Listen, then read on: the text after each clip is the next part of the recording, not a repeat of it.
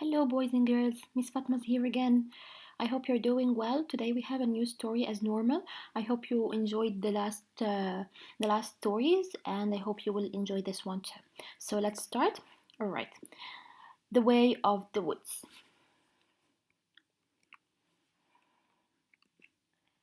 Many years ago, deep in the North woods, lived a great bear named Pow Pow. He was the strongest and bravest bear alive and respected by all the forest creatures. One day, all the animals gathered together to discuss some changes in the woods.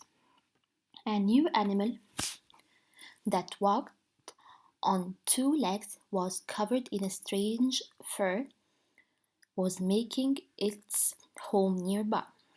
They needed a leader and could think of no one better than Pow Pow. They all marched to Pow Pow's cave and asked if he would be the king of the forest. Pow Pow was thrilled and even though he didn't know what being a king was all about, he gladly accepted. Pow Pow then said, I will need some helpers and I want Crowley Crow and Willard Whistle to be my advisors. Well, Crowley and Willard were honored and both agreed to work with King Pow Pow. One day, Slither the snake visited King Pow Pow and told him of a strange animal he saw Pow Pow, close by. Pow Pow asked, Where did you see this animal? Slither replied, It lived with the strange two-legged creature at the edge of our woods. Pow Pow thought for a moment and said, Willard and Crowley, go to the edge of the woods and see what this animal is. Within moments, his two helpers were on their way. Some time later, Willard and Crowley returned and excitedly told King Pow Pow that there were indeed a strange animal at the edge of the woods. It wasn't a wolf or a coyote, but looked like one. It was small, maybe the size of Bobby Beaver, and it had a strange barking voice instead of a yelp or a howl. All three sat for a long time thinking about the strange newcomer that lived so close to their woods. Finally, Pow Pow said, We must go and meet this animal. All three got up and left King Pow Pow's cave. In a short while, they were at the edge of the woods, watching the strange animal. King Pow Pow said, Willard, go to the animal and ask what he is and why there is a rope tied around his neck. Without hesitation, Willard scampered across the field and hid behind some piled wood close to the strange animal. Psst, said Willard. The strange animal looked around. Psst, I'm over here, behind the wood pile, Willard said in a louder voice. The strange animal stretched the rope as far as it would go, but not being able to see who was speaking, said, Please come out so that I can see you. My master isn't around. Willard came out slowly from behind the woodpile and cautiously approached the strange animal. What type of an animal are you? Asked Willard. I'm a dog and my name is Dillard, he replied. And what are you? He said then asked. Me, I am Willard, the whistle representing King Pow Pow, ruler of the forest. Why are you bound to this stake in the ground? Asked Willard. My master keeps me tied so I cannot go into the woods, replied Dillard. No animal should be tied. Willard shouted. I shall bite through the rope to set you free. You can then come into the woods and live with me. In one mighty bite, Willard set Dillard free. Then the two of them ran across the field and into the woods. After Willard introduced Dillard to King Pow Pow and Crowley, they all left. When they got to the center of the woods, King Pow Pow introduced Dillard to all the other forest creatures.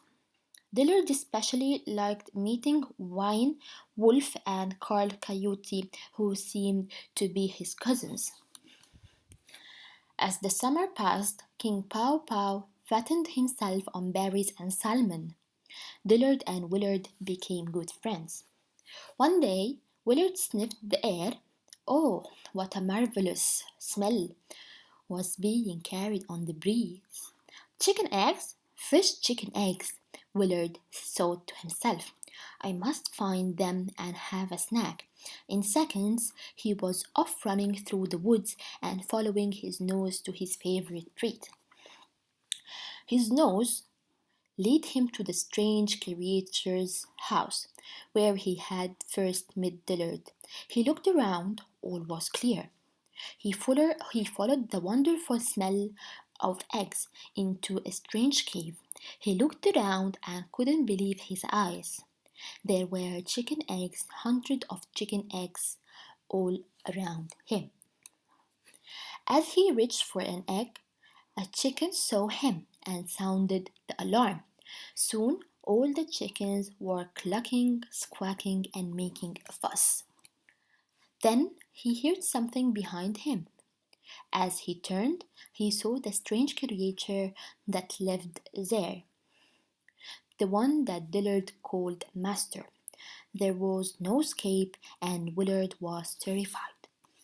The strange creature looked at Willard and said, You varmint! You are the whistle that set Dillard free. Why I ought to. But before he could finish, Willard yelled out, Wait! Don't do anything to me. I can return Dillard to you. Just let me pass, and Dillard will be back in a very short time. The strange creature stepped aside and let Willard free. When Willard returned to the woods, he ran to his friend Dillard. Quick, follow me. I need your help. Well, Dillard didn't hesitate to help his friend, and off they ran, with Willard in the lead. As they crossed the field, Dillard stopped.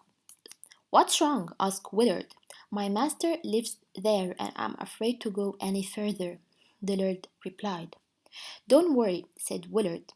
Your master is not there. Again, Dillard followed Willard right into the cave with all the chickens. In a flash, the master had a rope around Dillard's neck. He then looked at the whistle, toasted him an egg, and said, Thank you for returning my dog.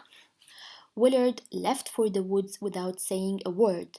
Dillard remained with the farmer, making sure no whistle or any other varmint ever bothered his livestock. So every story has a moral, of course, as we said before. So what do you think the moral of this story? The moral of this story is use caution when listening to the words of others. Don't be misled by that tricky. In another language, an easy language, don't listen to other people talking without even thinking about it. You have to think before doing anything. So I hope you like this story. I want you to be safe, and of course I will see you soon. Bye, year one.